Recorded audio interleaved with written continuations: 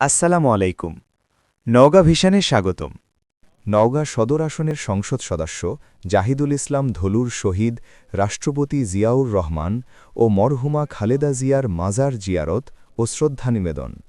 নওগাঁ ৫ আসনে নবনির্বাচিত সংসদ সদস্য জাহিদুল ইসলাম ধলু ও বিএনপির নেতৃবৃন্দ শহীদ রাষ্ট্রপতি জিয়াউর রহমান ও ৩ বারের সাবেক প্রধানমন্ত্রী মরহুমা খালেদা জিয়ার মাজারে পুষ্পস্তবক অর্পণ, জিয়ারত ও শ্রদ্ধা নিবেদন করেছেন।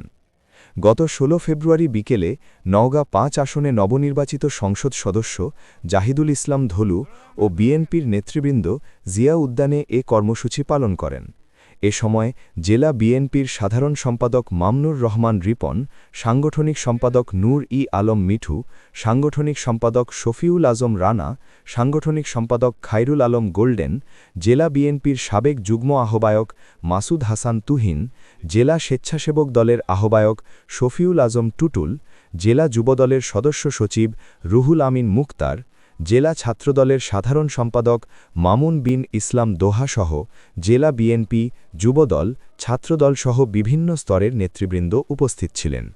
এ সময় নবনির্বাচিত সংসদ সদস্য জাহিদুল ইসলাম ধলু নেতৃবৃন্দদের নিয়ে সেখানে কিছুক্ষণ নীরবতা পালন করেন, ফাতেহা শরীফ পাঠ ও তাদের রুহের মাগফিরাত কামনা করে দোয়া করেন।